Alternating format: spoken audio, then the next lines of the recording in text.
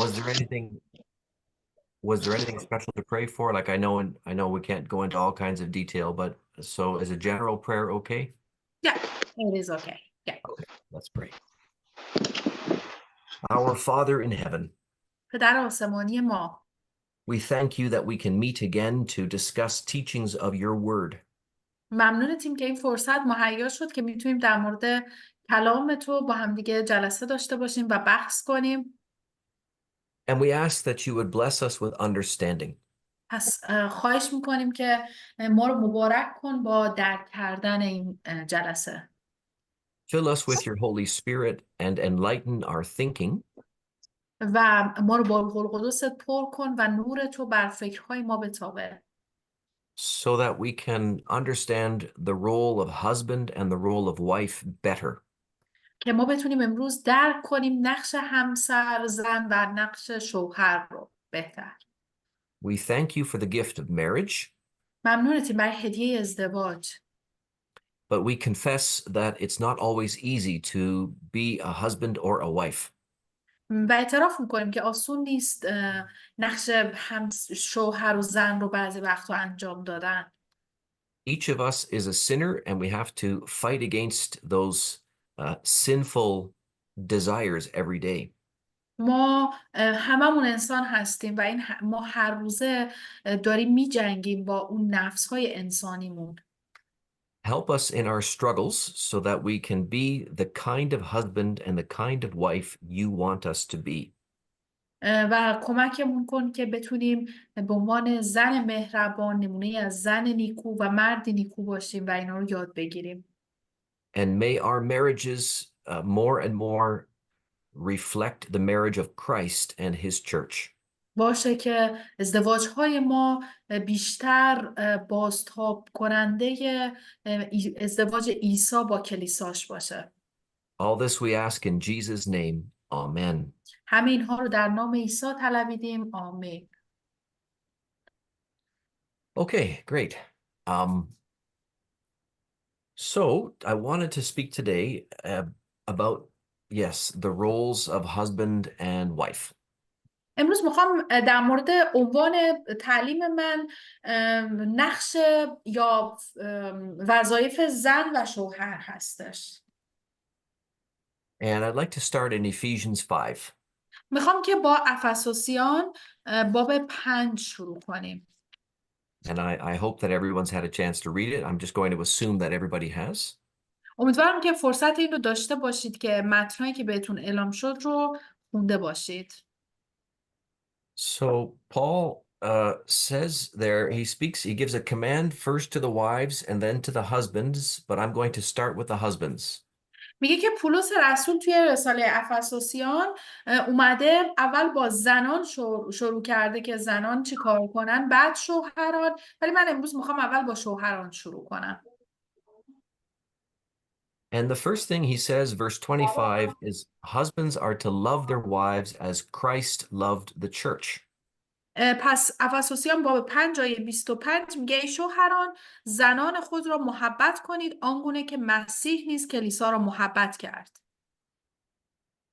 So when you realize that husbands, the role model for husbands is Jesus Christ, and he, of course, is without sin, then you realize the husband has a very, very great responsibility. وقتی که اینجا وظیفه شوهران رو در واقع داره تشبیه میکنه به کاری که عیسی مسیح برای کلیسا انجام داد، البته که عیسی مسیح بدون گناه بود محبتش، در نتیجه میفهمیم که چقدر وظیفه شوهران مسئولیت بزرگی گردنشونه، چون مشابه وظیفه‌ای است که به عیسی داده شده. A Christian husband has to treat his wife like the Lord Jesus treats the church, which is his wife. شوهر باید شوهر باید زنش رو محبت کنه همونطور که عیسی مسیح کلیساش رو محبت میکنه. And if you think of how the Lord Jesus treated his people, his church, he constantly sacrificed and he put the church ahead of himself. عیسی مسیح اگر که بخوایم به محبتی که عیسی مسیح به کلیسا داشت نگاه کنیم، می‌بینیم که عیسی مسیح دائما در حال قربانی کردن برای کلیساش هستش و در واقع خودش رو برای کلیساش داد. And Paul even mentions that in verse 25, that Christ gave himself up for his bride. He sacrificed himself. و پولس رسول این آیه رو توی باب 25 توی این آیه رو توی آیه 25 میگه و جان خیش را فدای آن نمود. در واقع یعنی عیسی قربانی کرد خودش رو برای کلیسا.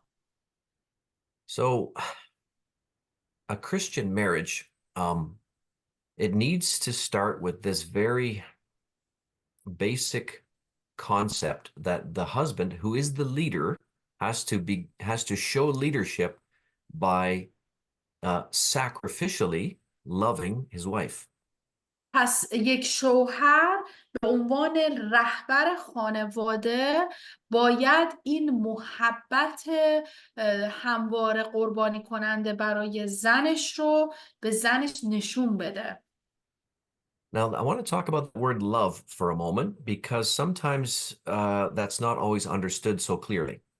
میخوام یکم در مورد محبت یا عشق صحبت کنم چون بعض وقتا این کلمه برای ما غیر قابل درک هستش. In North America, and I don't know about Iran, so you can help me out, but in North America, the idea of someone loving another person romantically has to do with a feeling where you feel very powerfully for somebody else. میگه نمیدونم توی فرهنگ ایران چطوریه ولی توی فرهنگ آمریکای شمالی اینطوری هستش که وقتی که یه نفر به یه نفر علاقه‌منده یا عشق داره این باید از توی احساساتش مشخص بشه، یعنی یک رابطه رمانتیک و کاملا احساساتی هستش. And because it's a feeling that comes upon a person and they cannot control it, people talk about falling in love and then later sometimes falling out of love. و به خاطر اینکه اعتقادشون بر این هستش که عشق بر اساس احساسات هستش، چیزی هستش که ممکنه که چون احساسه میاد و میره، یعنی در واقع یکی میتونه وارد رابطه عشقی بشه، اصطلاحی دارن که میگن افتاد تو رابطه عشقی و بعدم از عشق فارغ میشه، میتونه ازش بیاد بیرون چون احساساته.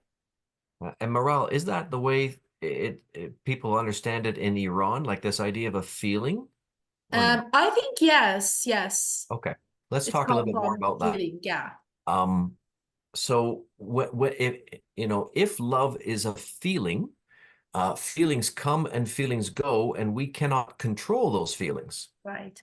میگه پس اگر که علاقه از احساسات بیاد، احساسات میاد و میره و ما نمیتونیم کنترلش کنیم، چون یک چیزی هستش که مثل دیدید هیجانی میشیم، یهو مثلا یه چیزی رو دوست داریم بعد یهو نداریم. عشقی که بر اساس احساسات باشه اینجوریه. But in the Bible, love is a command which we are responsible to obey. So it's something that we can do. ولی بر اساس کلام خدا عشق احساساتی نیستش. عشق اون مسئولیتی هستش که در کنارش اطاعت و فرمان هستش، یعنی یک چیزی که از احساسات بلند بشه نیستش. For example, God commands us to love our neighbor as ourselves, and that is action. We have to care for our neighbor. We have to do good to our neighbor, even if our feeling isn't very warm.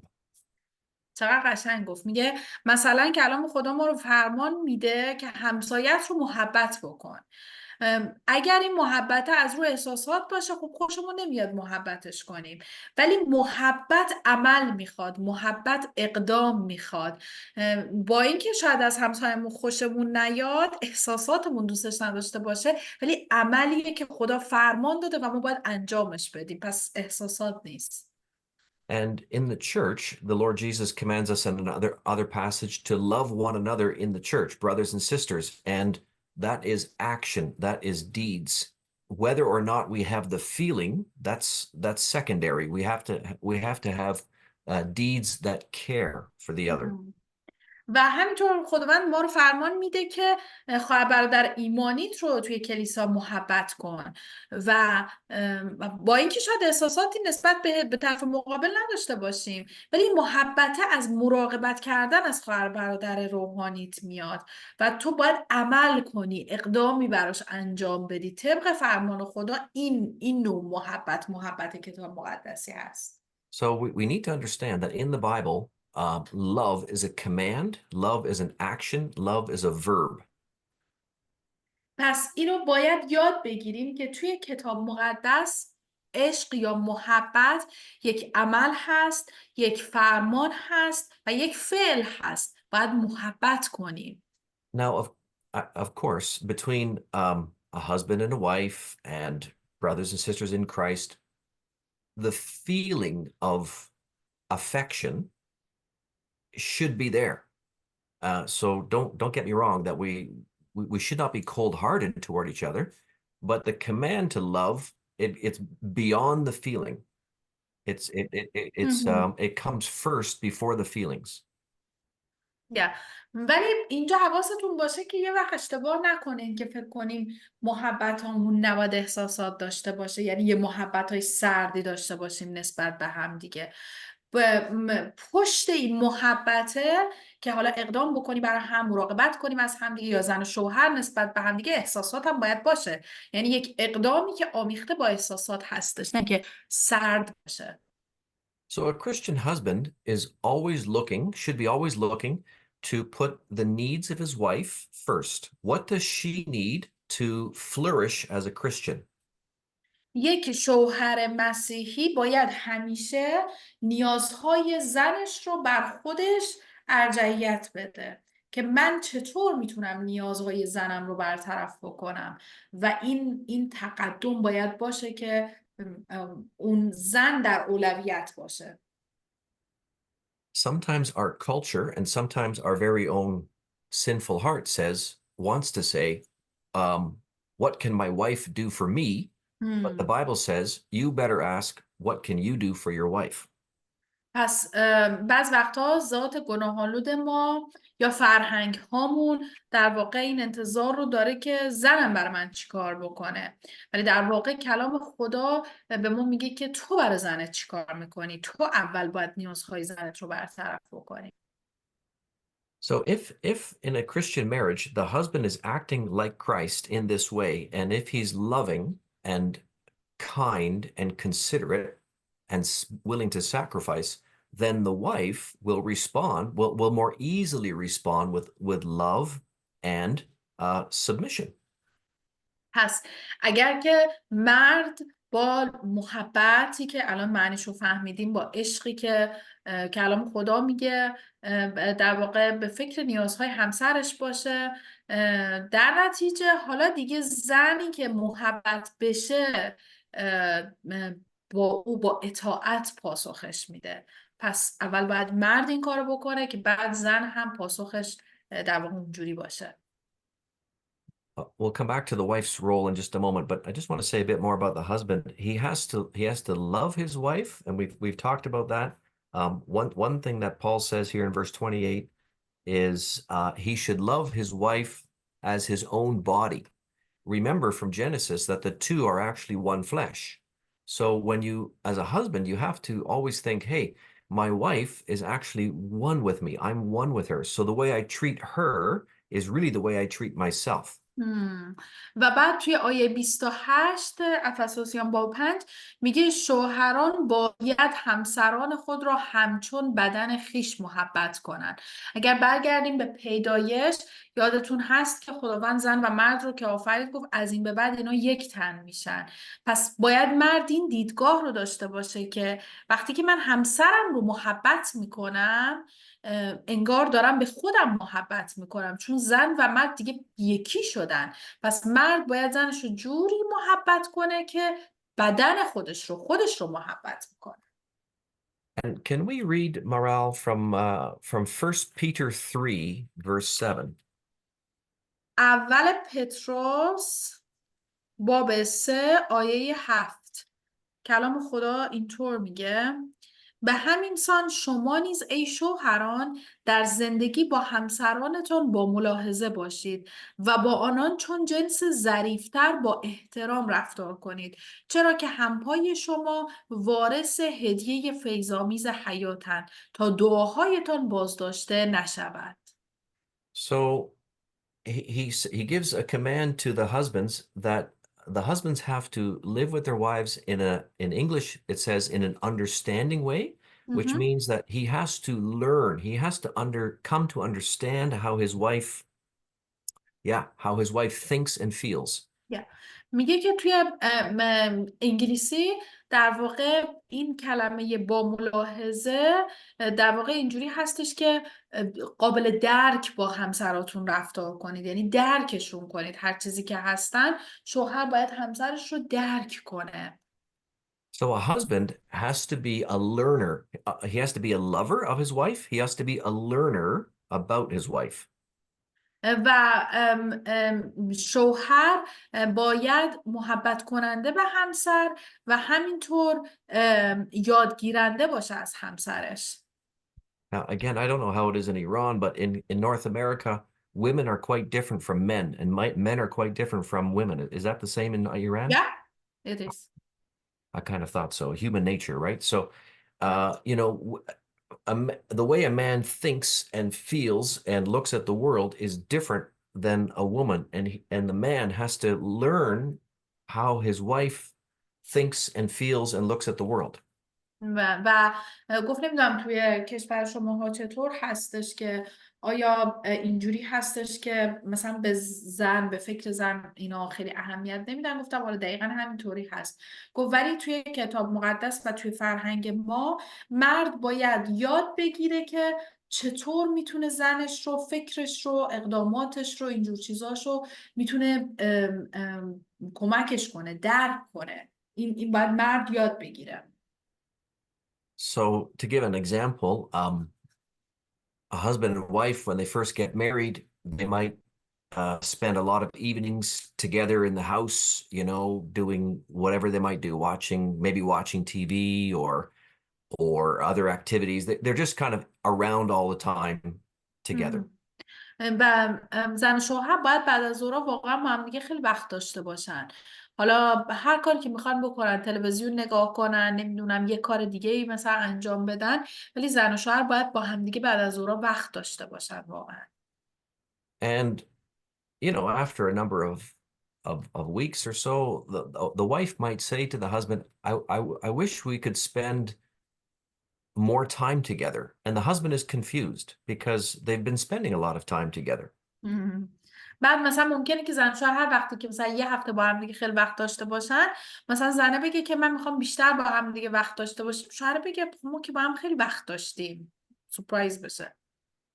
But what the wife is speaking about is time where they are not just in the same room, but they're relating to each other. They're opening up their hearts to each other.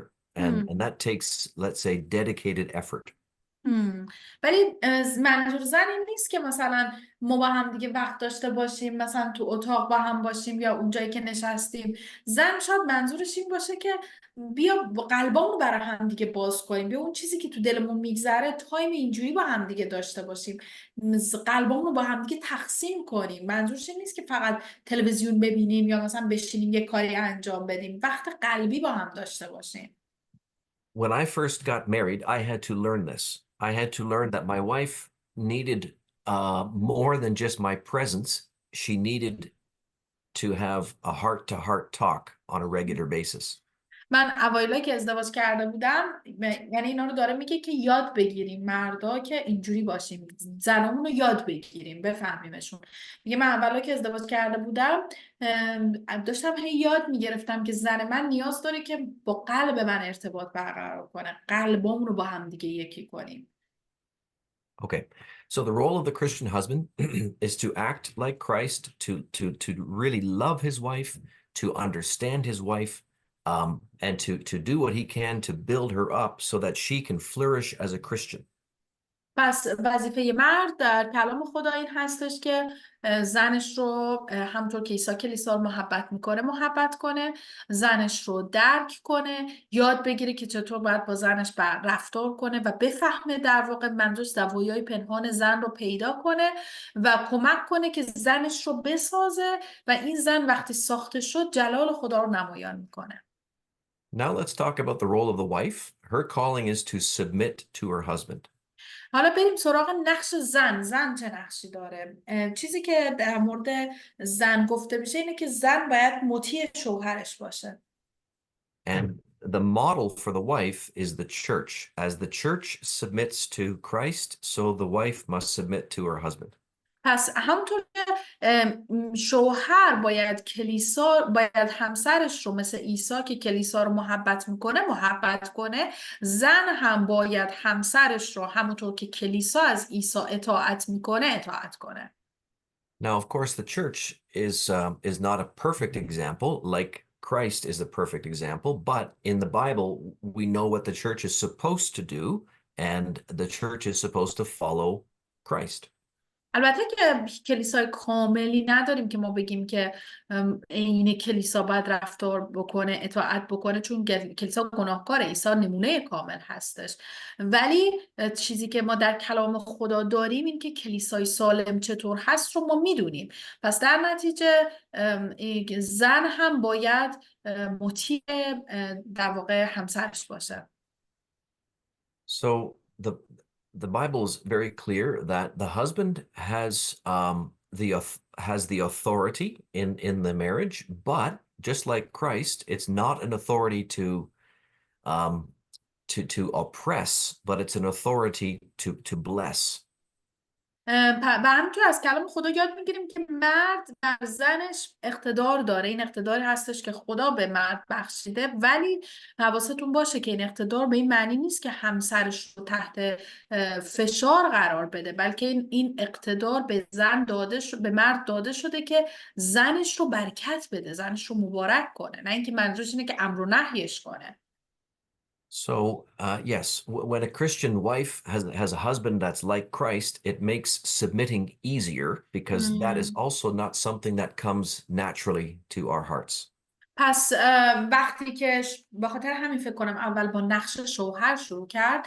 وقتی که شوهر همسرش رو مثل عیسی محبت کنه، در نتیجه اطاعت کردن برای زنم آسون میشه، راحت میتونه ازش اطاعت بکنه و در نتیجه آسون تر. این چیزی نیست که ذاتاً درون یه شخص به وجود بیاد این نوع اطاعت. And really there's a challenge for both husbands and wives. Like the husband has to love his wife totally selflessly, which goes against our sinful nature, and the wife has to submit, which goes against her sinful nature. و خب واقعا این خیلی سخته توی ذات انسانی ما. میدونید چرا؟ چون مرد خیلی سخته که بخواد خودخواهیاشو بذاره کنار و به نیازهای همسرش فکر کنه و از اون برم ذاتاً برای زن سخته که بخواد زیر مرد باشه و ازش اطاعت بکنه. پس اینا همش برمیگرده به اون ذات انسانی ماها که سخته این قسمت ها. And the goal is that the marriage flourishes. The husband is serving the Lord and he's doing that happily, and the wife is serving the Lord and she's doing that happily, and they are helping each other serve the Lord. میدونید هدف ازدواج جلال خدا هستش که توی ازدواجمون خدا رو جلال بدیم. اوکی، پس وقتی که زن در واقع اطاعت میکنه از همسرش، داره خدا رو خدمت میکنه و وقتی که مرد همسرش رو محبت میکنه داره خدا رو خدمت میکنه. در نتیجه این دو با هم دارن خدا رو خدمت میکنن. A Christian marriage should be a happy marriage. Like submission should not be filled with sadness or feeling of frustration. It should be a happy, joyful thing. و بهتون اینو بگم که ازدواج مسیحی باید با شادی همراه باشه. یعنی اینکه زن، وقتی میگیم زن باید از شوهرش اطاعت کنه، منظورمون نیست که زن با ناراحتی و با بددلی اطاعت بکنه، بلکه باید این اطاعتی که زن میکنه با شادی باشه، با شادی همراه باشه، تا این ازدواج پر از شادی باشه. In the very same way that the church, when the church follows Christ and lets Christ lead, the church is happy. The church does well and it's good.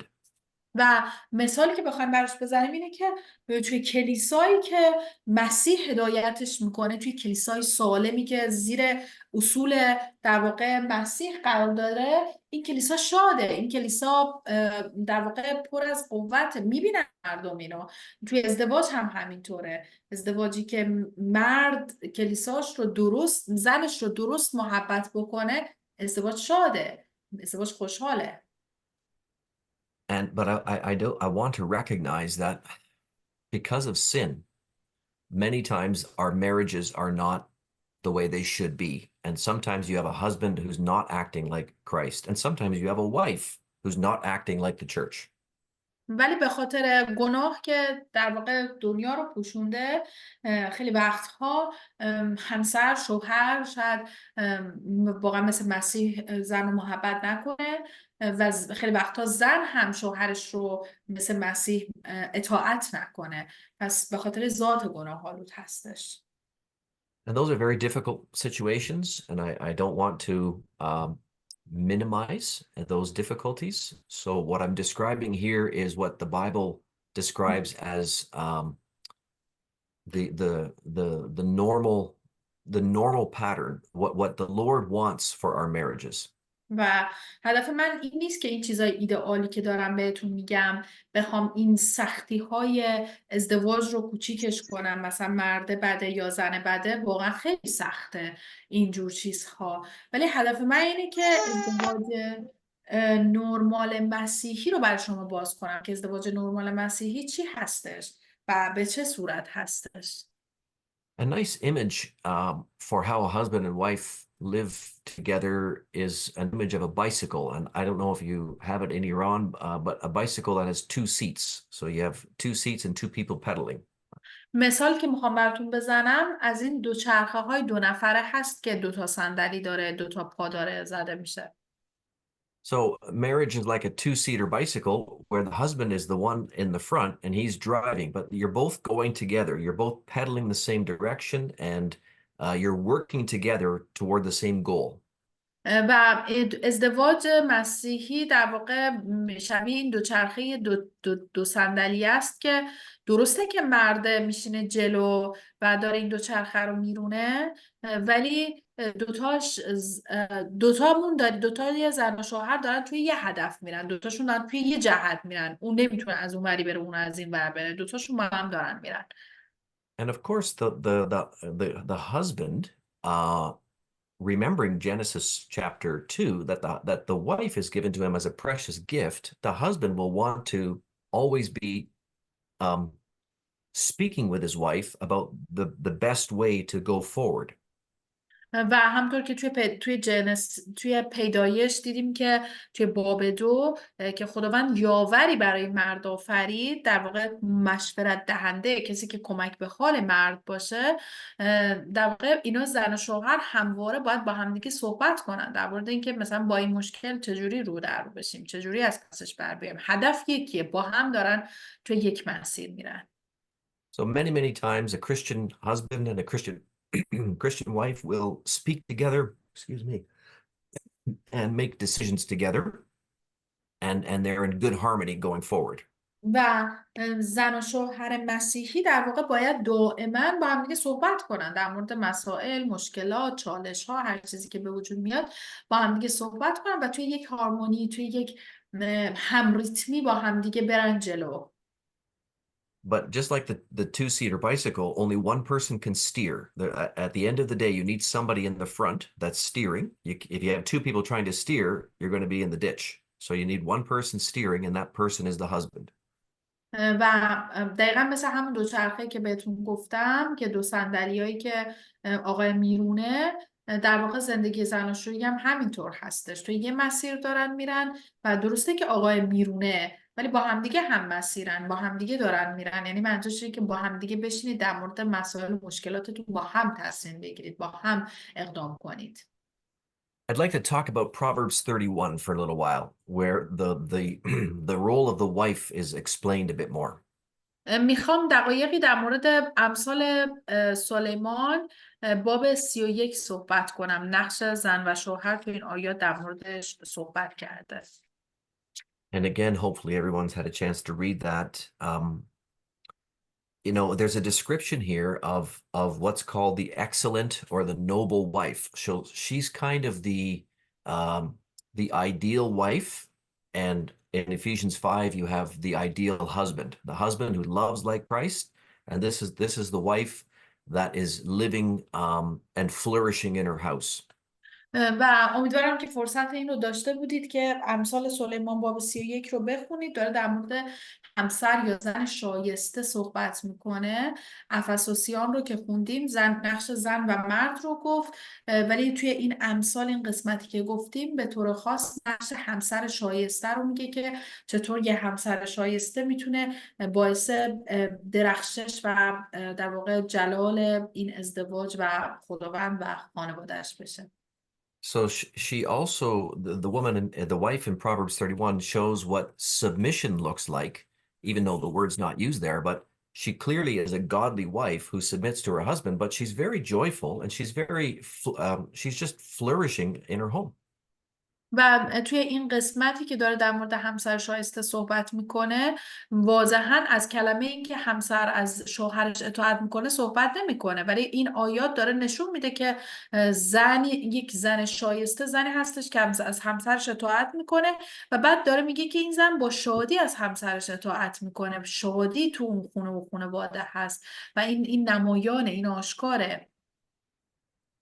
So at verse 11, it says, the heart of her husband trusts in her. So the husband has complete trust. He's not micromanaging her. He lets her do her work in the home and even outside of the home. توی آیه 11 میگه دل شوهرش بر وی اعتماد دارد. میگه مرد باید به همسرش در واقع اعتماد بکنه. توی چه کارهای خونه داره انجام میده، چه داره بیرون از خونه کار میکنه. یک زن نمونه یا شایسته شوهرش بهش اعتماد داره.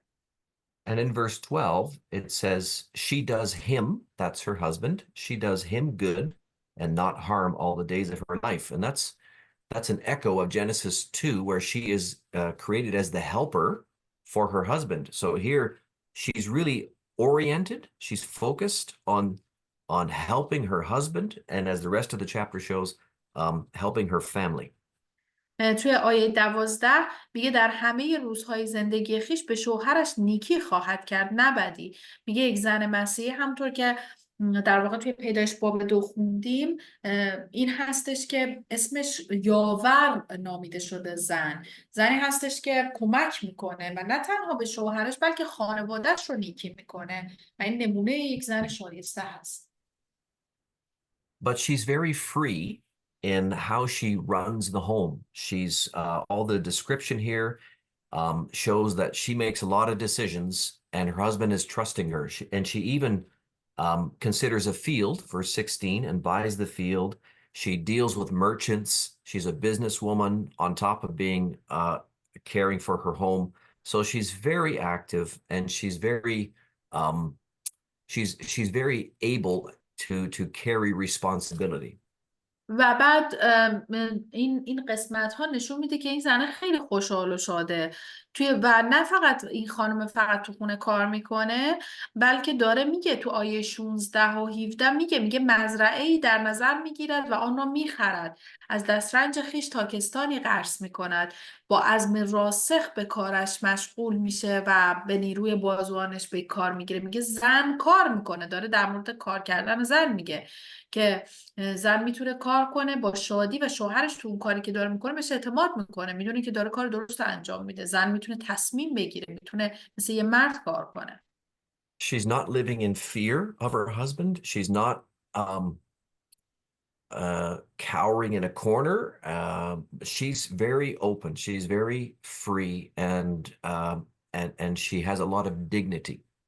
و این زن آزادی هست، زن رهایی هستش، به خاطر اینکه میگه خودش کار میکنه، خودش در واقع به نیروی بازوان خودش هست که کار میکنه. این زنه از شوهرش نمیترسه بگه وای چی کار کنم میترسم، نه، این زن آزادانه کار میکنه از دسترنج خودش و یک زن کاملا آزادی هستش. In verse 25 and 26, it speaks about her having strength and dignity, and she's able to laugh at the future because she's well prepared. So she's a woman who is very active, and she's doing everything she can to build up her family, and also she gives to the needy. So she has an eye for those outside the home. و بعد تو آیه 25 و 26 میگه قوت و عزت جامعه اوست و بر روزهای آینده لبخند میزند، دهان خود را حکیمانه میگشاید و تعلیم محبت آمیز بر زبان اوست. این زنی هستش که در واقع میخنده، زنی هستش که به آینده امیدوار هست، زنی هستش که تعلیم محبت آمیز میده و بعد میگه بر امور اهل خانه خودش نظارت میکنه، زنی که نظارت داره، آزادانه کارا رو بررسی میکنه. So the godly husband, he's in the background, but he creates the environment for her to be his helper and to do him good. He's encouraging her, obviously, to be busy buying fields and clothing the household. So the husband is in the background, creating the right environment for her to flourish. و اینجا درسته که از شوهر صحبت کردن نشده، ولی از این آیه ها با این وظایفی که زن داره انجام میده، نمیدونم مزرعه رو تمیز میکنه، نظارت میکنه، میخنده و این چیزها، با این چیزها میبینیم که با این یه زن شادیه که پشتش یه مرد مشوقی قرار داره، پشتش یه مردی هستش که در واقع این فرصت رو براش فراهم میکنه که زنش این کارا رو انجام بده با محبت. پس بکگراندش اون پشت صحنه ما مرده رو هم داریم میبینیم که چطور داره این زن رو تقویت میکنه و میبره جلو. And in verse 28 and 29, we read that her children rise up and call her blessed, and then her husband also gives her words of praise. So that too shows that the husband is very supportive, and the husband actually goes out of his way to express his appreciation and even give her words of praise. و بعد تو آیه 28 میگه، حالا از کجا میفهمیم که این شوهر مشوقه؟ تو آیه 28 میگه فرزندانش برخاسته او را مبارک میخوانند، شوهرش نیز او را میستاید. نه تنها بچه هاش این مادر رو یک مادر خوب و نمونه خطاب میکنن، بلکه شوهرش هم شروع میکنه به ستایش کردن این زن، قدردان زحماتش هست، در واقع کارایی که داره میکنه داره ازش تشکر میکنه، میستایتش. And verse 30, the biggest thing she's praised for is that she fears the Lord. So that means she's serving the Lord. Her husband recognizes that. Her husband says, well done. You are an excellent wife, and you are a child of the Lord. And that connects with Ephesians 5, where the husband is called to love his wife so that she can flourish in the service of the Lord. پس و بعد تو آیه 30 میبینیم که داره در مورد زنه که از خدا میترسه صحبت میکنه، میگه زیبایی ها تموم میشه ولی زنی که از خداوند میترسه باید ستوده بشه. زنی که از خدا میترسه در واقع زیر اقتدار شوهر قرار میگیره، شوهری که او رو مثل کلیسا محبت میکنه طبق افسوسیان باب 5. و در واقع شوهرش وقتی به این زن نگاه میکنه میگه تو عالی انجام دادی و شروع میکنه به ستایشش و این زن قابل ستایش هست. So in a Christian marriage, if the husband leads with love like Christ for his bride, and the bride submits like the church to Christ, then there will be a happy marriage and a happy home, even if there's struggles like with other things, but between the two of them, it will be a happy marriage. پس وقتی که طبق کلام خدا مرد زنش رو مثل کلیسای عیسی که محبت میکنه محبت کنه و زن هم با خوشی دل از شوهرش اطاعت کنه چون او قبلا او رو محبت میکنه، یک خانواده خوشحال مسیحی میشن و در واقع اونا میتونن این خوشحالی رو به بقیه نشون بدن. نمیگم همیشه زندگیشون ایدئال اصلا با هم مشکل ندارن و بحث ندارن، نه، ولی با خوشحالی از پس بحث ها مشکلات و شرایطشون برمیاد. I think I'll stop there for today, and our time is kind of at the end, and see if there's any questions. پس من فکر میکنم برای امروز دیگه بس این موضوع، استوب میکنیم تو همینجا و استوب میکنیم که اگر که در واقع سوالی دارید بپرسید لطفا.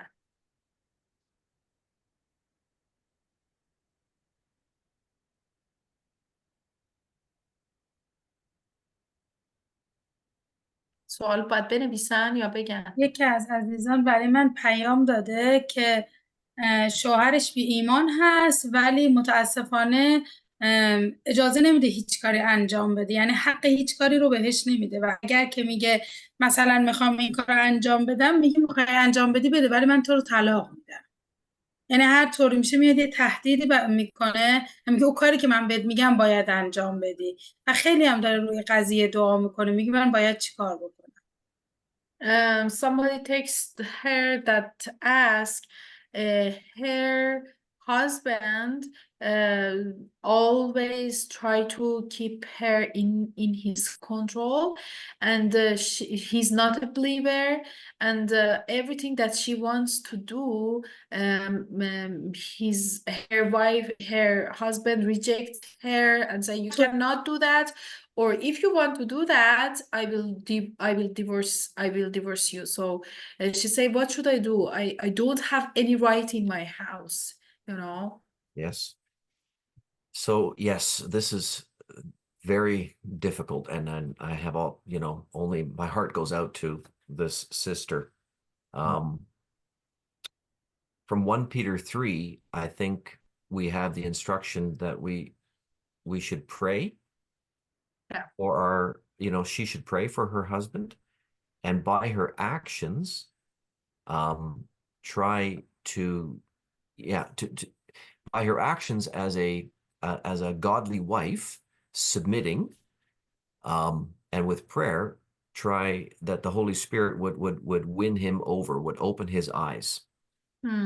واقعا میگه خیلی من برای این خواهر متاثر شدم و خیلی بد هست و تلخ هست این ماجرا، ولی همونطور که فکر کنم بارها این آیه رو بهمون دادن، اول پتروس باب 3 میگه یک زن خدا ترسی که شوهر بی ایمان داره با محبت و با اعمالش در واقع میتونه شوهرش رو تحت تاثیر قرار بده، و اینکه باید دعا کنید، خیلی باید دعا کنید برای اینکه بالاخره روح القدس کار میکنه، روح القدس چشماشو باز کنه و تو به محبت کردن و اطاعت کردن حتی ازش ادامه بده. دعا کن که بالاخره روح القدس چشماشو باز کنه و توی این اطاعت قرار بگیره. و فکر میکنم مرتضی سوالی که تو هم پرسیدی جوابش همین میتونه باشه که دعا کن که این اعتقاد خدا بیاد در قلبش. حالا باز منم میپرسم.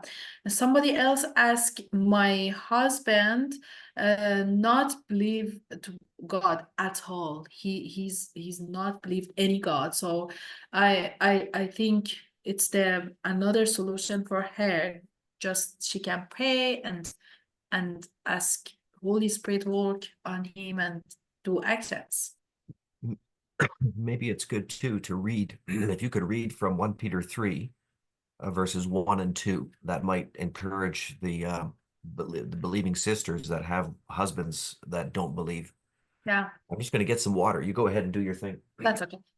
میگه که فکر کنم اول پتروس باب 3 رو یه بار بخونیم خوب باشه. دقیقا همون چیزی که من گفتم که باید محبتش کنیم و دعا کنیم که در واقع این شخص شوهرتون به خداوند اعتقاد پیدا کنه. خیلی سخته واقعا، ولی روح القدس قادره که این کار رو انجام بده. من اول پتروس باب 3 آیه 1 تا 2 رو میخونم. میگه به همین سال شما ای زنان تسلیم شوهران خود باشید تا چنانچه برخی کلام را اطاعت نکنند بی آنکه سخنی بر زبان آرید در اثر رفتار همسرانشان جذب شوند، زیرا زندگی پاک و خدا ترسانه شما را مشاهده خواهند کرد. Yeah, those are difficult situations, and I don't, we will pray for you. At the end, we'll pray for all those situations. واقعا خیلی شرط سختی هست، ولی براتون در دعا هستم، دعا میکنم براتون، ولی اینجوری به دعا کردن ادامه بدید. مونا جان میخوای بخون متن رو؟ تشکرها رو هم بخون ترجمه. تشکر. خواهرمون بنفشه گفته چقدر صورت برادر پیتر مهربون و آرام بخش هست. بعد یه چیز دیگه هم بود میخواد من پیدا کنم تا Yeah, somebody said that your face is really kind and show that how God works in you. So, yeah, when somebody say that your face is so happy and it's I think it's come from your heart. بنفشه جان قلب داره براتون میفرسته. Thank you. میگه ارسطو میگه که البته یه خواهری هست که میگه همسرم همیشه مانع درس خوندن و پیشرفت و کار مستقل من شد. خودش هم نیازهای مالی و حتی احساسیمو نمیده، یعنی نیازاشو برآورده نمیکنه، حتی برای کلام و بشارت دادن هم نمیذاره وقت بذاره. خسته شدم، دوست دارم حداقل تو کلام از من جلوگیری نکنه. منظورتون متوجه نشدم. خواهر روژان هم تشکر میکنه و اینکه همسرش هم خدا رو شکر این هفته دعا کردن و دعای نجات رو خوند و ایمان آورد و میگه خوشحال هستم که خدا جواب دعاهامونو داده. خدا رو شکر. Lots of people send lots of message about thank you for this subject. It's really useful, and I have a good news. One of our sisters that she had unbeliever husband, he gave his heart to the Lord last week, and he's joining to us, and she say thank you so much for all your encouragement, thank you so much for all your teaching. So God works in his heart. You're very welcome, and I'm happy to help. واقعا میگه قابلتون رو نداره که هر کاری من میکنم و خوشحالم که این اتفاق افتاده و خوشحال میشم که کمکتون کنم در واقع همیشه. خواهرمون گفته همسر من ایماندار هست و توی کارها با من مشورت میکنه، ولی در نهایت کار خودش رو میکنه و به من اهمیت نمیده. وقتی پس از مشورت با من تصمیمی که خودش گرفته رو عملی میکنه، من چه رفتاری باید انجام دهم؟ She said somebody asked, I have a believer husband. He is he's try to talking to me when we have some challenges in our life. He tried to talk to me and ask me what should I do or how we can improve this situation. But she said finally he do everything that he wants to do.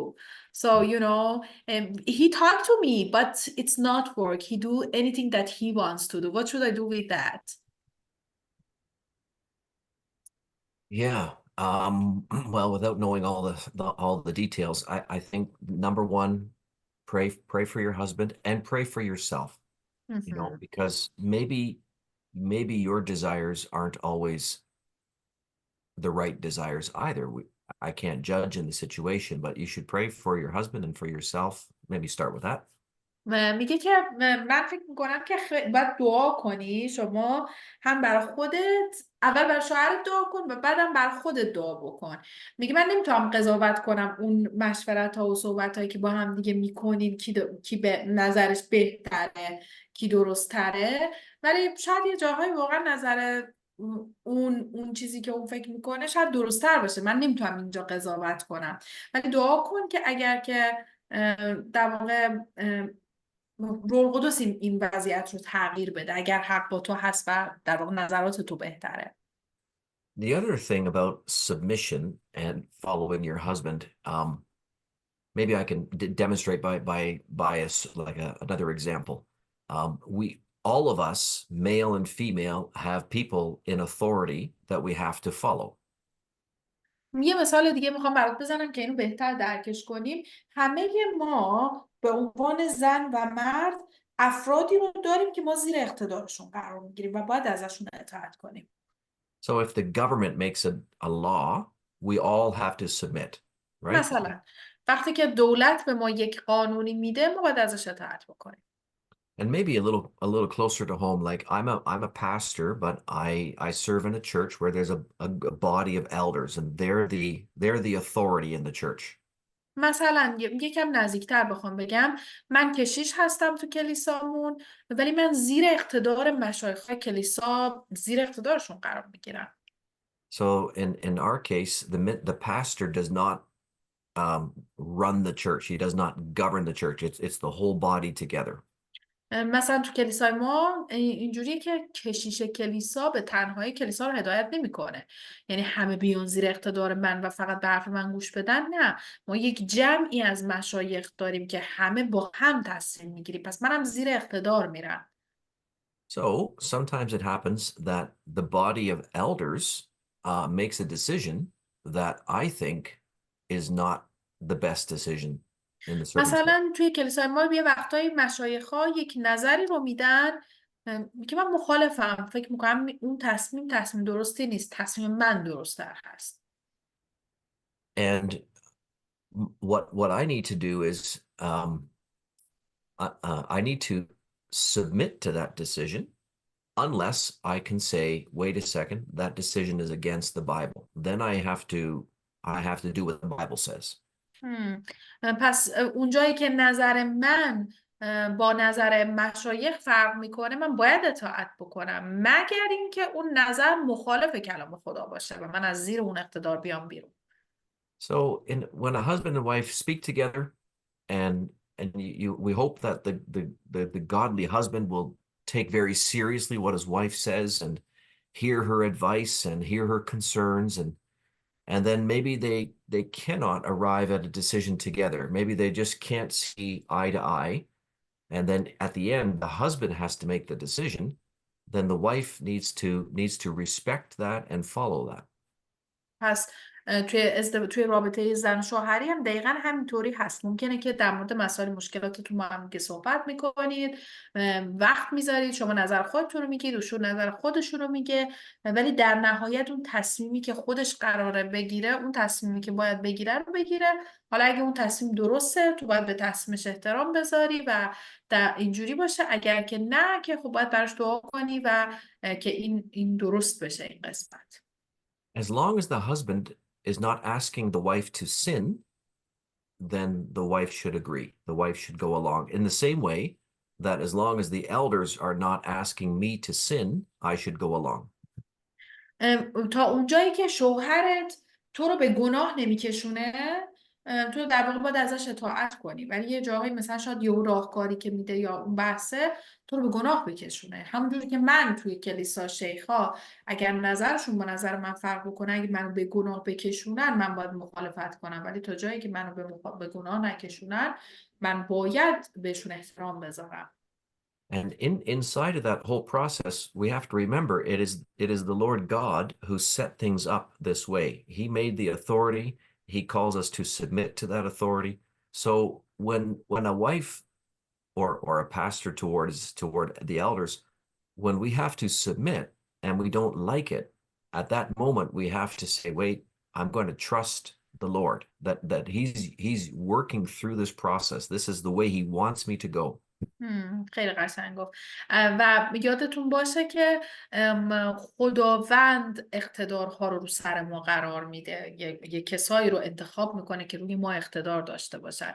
پس اگر شوهر تو رو به گناه نمیکشونه ولی داره اون کاری که خودش فکر میکنه درست‌تر انجام میده، تو موظفی به اقتداری که خدا روی سرت گذاشته احترام بذاری و یادت باشه که این اقتدار رو خدا گذاشته.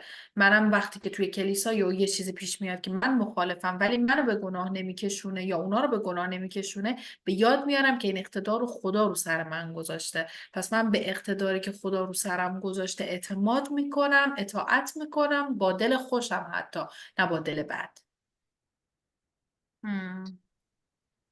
یکی دیگه خواهرمون میگه که به خاطر شرایط خاص تو ایران از بشارت دادن شوهرش میترسه و ناراحت میشه وقتی جلسات و این چیزها رو میره و میگی بشین تو خونه کاراتو بکن، کار خدمتی و این چیزها رو انجام نده. خب ما با چه برخورد کنیم با همسران؟ با اینجا اطاعت کنیم؟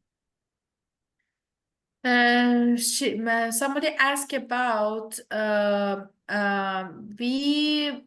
we knows as a Christian we have to evangelize or talking to our neighbors or having some meetings like this and lots of things that we have to do that because we in Christian we have to relationship with each other and also with other unbelief to evangelize with them. But because the situation in Iran, my husband always scared and he tried to stop me to don't have any relationship with other believers or talking about Jesus with other unbelievers. So what should I do that? Should I submit him or no? In this case, I have to do anything that God command me. Yeah. Yeah, again, that's very difficult. Is the husband Christian? Do we know if the husband is Christian? آیا همسرشون مسلمانه یا مسیحیه؟ We're not sure, maybe. خواهر جان، آیا همسرتون مسلمان هستن یا مسیحی؟ She's trying to ask. I don't know. Well, let me say something.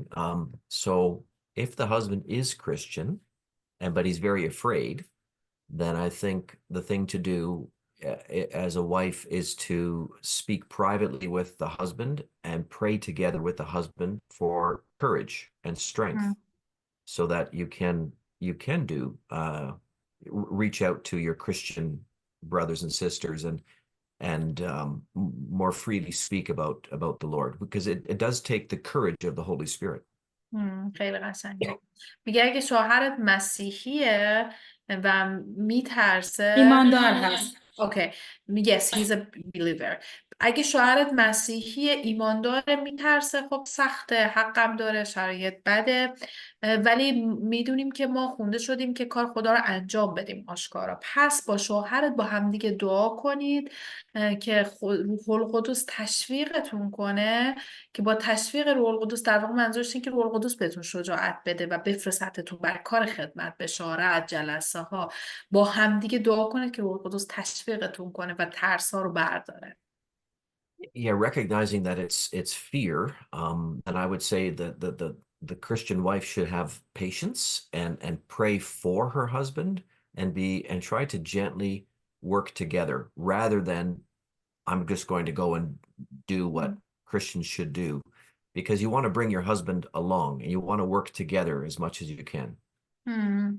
چون که اگه بخوام بگم که ما مسیحی ها خونده شدیم باید بریم بشارت بدیم فلان فلان فلان، دیگه شوهرت رو بذاری کنار، به حرف اون گوش ندی، خب این اصلا درست نیستش.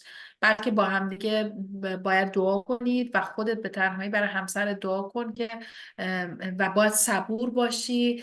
با صبر وقتی روح القدس شهامتش رو تو قلبت قرار بده، تو قلب شوهرت قرار بده، این کار میتونید انجام بدید. پس این درست نیست که بگیم که اوکی دیگه حالا به شوهرم کار ندارم، دیگه من باید برم و این کار رو انجام بدم. نه، هم دعا کنید با آرامش، با صبر، کنار هم با هم دیگه خدمت کنید.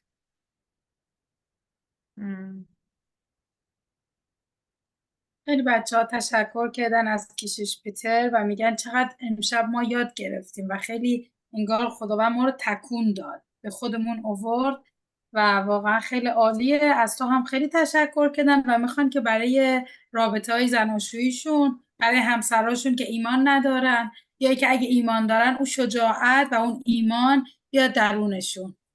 به یکی از خواهرام گفته 4 سال برای پسرش دعا کرد. بعد از 4 سال پسرش ایمان آورده. برای شوهرش هم در دعا بود. بعد از 2 سال شوهرش ایمان آورده. Sure. She said there's a lot of text that all the believers say thank you so much. Our meeting about the marriage is really blessing for them, and they learning a lot. And also one of our sisters just wants to say that she was praying for her son for 4 years, and finally he gave his heart to the Lord, and also Wonderful.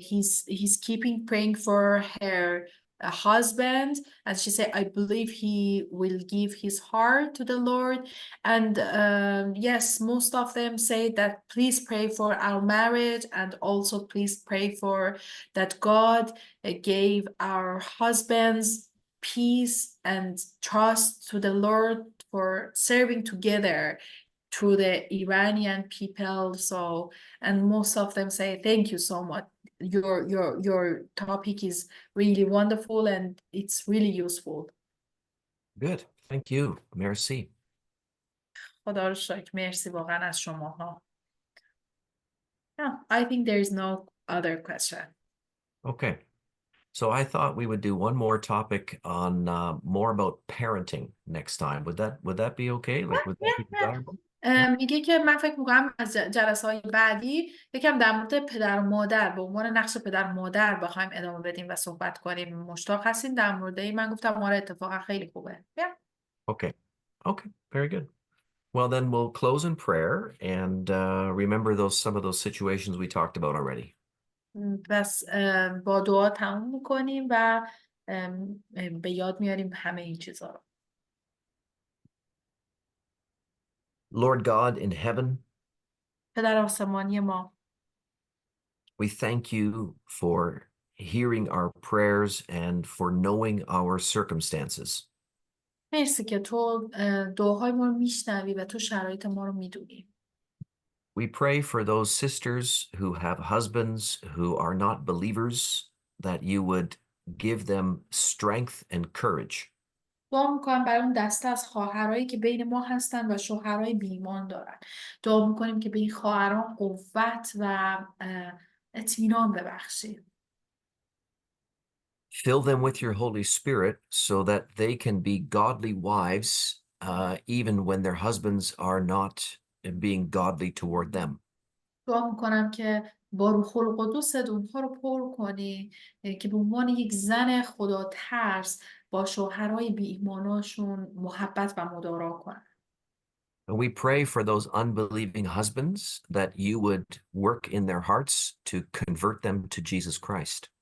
دعا میکنم برای شوهران بی ایمان این گروه. دعا میکنم که خداوند تو قلبهاشون رو تبدیل کنی. We ask that they might see in their Christian wives the love of Christ and be drawn to the Savior. دعا میکنم که شوهران این زنانی که شوهرای بیمان هستن وقتی که به زناشون نگاه کنن اون مسیحی ایماندار رو ببینن و در واقع همین باشه به شهادت نیکو براشون. We pray for Christian husbands or wives who may be fearful of being Christian in Iran. دعا میکنم برای اون دسته از مسیحیان چه زن چه شوهرایی که میترسن که مسیحی هستن توی ایران. Fill them too with your Holy Spirit and give them the courage to speak and act as Christians.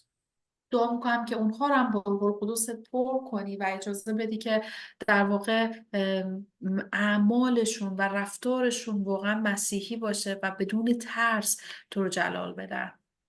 Bless every Christian husband that he may be a leader in his home. دعا میکنم برای تمام همسرای مسیحی که توی این گروه هستن، شوهرای مسیحی. That he might lead like Christ in a loving and sacrificial way. دعا میکنم که تمام مردهایی که بین ما هستن زنشون رو همونطور که مسیح کلیساش رو محبت کرد محبت و هدایت کنن. And that he might be a great blessing for his wife and children. و باشه که این شوهران بهترین برکت برای زنانشون و برای بچه هاشون باشن. And bless every Christian wife that she might receive your spirit to act in a like the church acts toward Christ. دعا می‌کنم برای زنان مسیحی این گروه که با روح القدس پر بشن که در واقع بتونن این اطاعت رو داشته باشن از همسراشون، همونطور که کلیسا از مسیح اطاعت میکنه. And may she be a faithful and flourishing wife and mother in her home. باشه که این زنان این گروه مادران درخشان و پرجلال و همسران خدا ترسی باشن. Bless all your people in Iran and Turkey and care for them. دعا می‌کنم برکت بدین ایمانداران ایرانی توی ایران، ترکیه رو. We think too of the single people, men and women, that you would help them and be near to them in whatever situation they're in. دعا میکنم برای مجردای بینمون، چه زن چه مردایی که مجرد هستن. دعا میکنم که هر وضعیتی که دارن تو باهاشون باشی، هدایتشون کنی و تشویقشون کنی. We pray that freedom might come to Iran and that the gospel can go forward with power and great joy. دعا میکنیم که ایران آزاد بشه و خبر خوش توی ایران پخش بشه و پر از شادی بشه ایران. Bless us all until we can meet again. We pray it in Jesus' name. Amen. ما رو مبارک کن تا جلسه دیگه که همدیگر ملاقات میکنیم. به نام عیسی مسیح دعا کردیم. آمین.